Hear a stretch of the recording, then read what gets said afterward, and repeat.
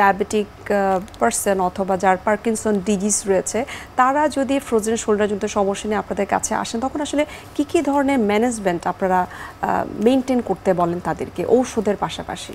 আসলে ফ্রোজেন শোল্ডারের ম্যানেজমেন্টটাকে আমাদেরকে 3টা ম্যানেজমেন্ট দিতে হবে এবং that 3 management should be started simultaneously, একসাথে শুরু করতে হবে। ফার্স্ট হচ্ছে অ্যাডভাইস ইজ ভেরি ইম্পর্টেন্ট, কারণ রোগীর ফ্রোজেন শোল্ডার কিন্তু ফার্স্টের দিকে খুব পেইনফুল থাকে, রোগী ব্যথায় মরে যাচ্ছে, আপনি বসে তাকে বললেন যে এটা ভালো হয়ে যাবে, রোগী কিন্তু কনভিন্স হবে। এবং আমরা যতটুকু জানি যে ফ্রোজেন শোল্ডারের সমস্যা যাদের রয়েছে তারা স্বাভাবিক কাজকর্ম একেবারেই করতে পারে না, তার হাতে ব্যথা, সে লিখতে পারে না বা সে কোনো কাজ করতে পারে না, সুতরাং তাকে আপনার ফার্স্টে কনভিন্স করতে হবে যে এটা ট্রিটেবল এবং এটা কিউরেবল। সেকেন্ড, তাকে বলতে হবে যে আপনার এই রোগটা কী কারণে হয়েছে, যে তার যদি ডায়াবেটিস থাকে ডায়াবেটিস, স্ট্রোক থাকলে স্ট্রোক, পার্কিনসন থাকলে পার্কিনসন, এই কারণের চিকিৎসা করতে হবে।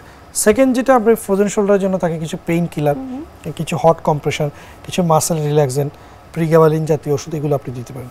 তো third and most important treatment is the physiotherapy. Frozen শোল্ডারে যে ফ্রিজিংটা হচ্ছে, যে ক্যাপসুলটা যে থিক হয়ে যাচ্ছে এবং যে সাইনোভিয়াল ফ্লুইড কমে যাচ্ছে, এটা ফিজিওথেরাপি ছাড়া আপনি যাই করেন ভালো হবে না।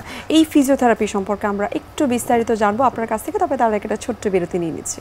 সুপ্রিয় দর্শক, আপনারা দেখছেন এনটিভি নিয়মিত স্বাস্থ্য বিষয়ক আয়োজন স্বাস্থ্য প্রতিদিন এই অনুষ্ঠানটি। এ পর্যায়ে আমরা নিয়ে নিচ্ছি ছোট্ট একটা বিরতি, কোথাও যাবেন না, আমাদের সঙ্গে থাকুন।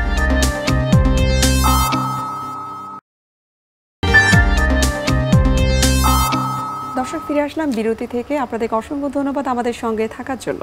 আজ আমরা কথা বলছি ফ্রোজেন শোল্ডার নিয়ে। আপনার কাছে করে একটু জানতে চাই, আপনি বলছিলেন যে ফ্রোজেন শোল্ডারের ট্রিটমেন্টের একটা বড় পার্ট হচ্ছে ফিজিওথেরাপি। এই ফিজিওথেরাপি সম্পর্কে আপনার কাছে একটু জানতে চাই। আসলে ফ্রোজেন শোল্ডারের মেইন ম্যানেজমেন্টই হচ্ছে ফিজিওথেরাপি বা ব্যায়াম। ব্যায়ামটা আপনি দুইভাবে করতে পারেন, একটা হচ্ছে ইনস্ট্রুমেন্টাল আর একটা হচ্ছে নর্মাল অ্যারোবিক এক্সারসাইজ। ইনস্ট্রুমেন্টাল এক্সারসাইজের মধ্যে transcutaneous electrical nerve stimulation, ultrasonogram therapy এবং হচ্ছে শর্ট ওয়েভ ডায়াথার্মি, এগুলো ফ্রোজেন শোল্ডারের ক্ষেত্রে খুব ভালো কার্যকর।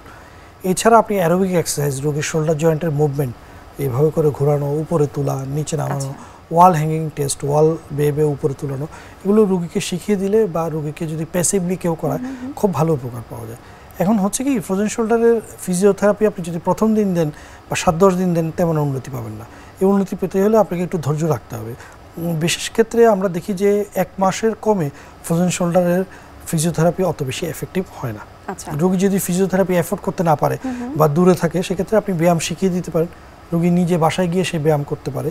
কিন্তু আপনাকে ব্যায়াম অনেক দিন না করলে এটি কিন্তু খুব দ্রুত উন্নতি হওয়ার সম্ভাবনা কম।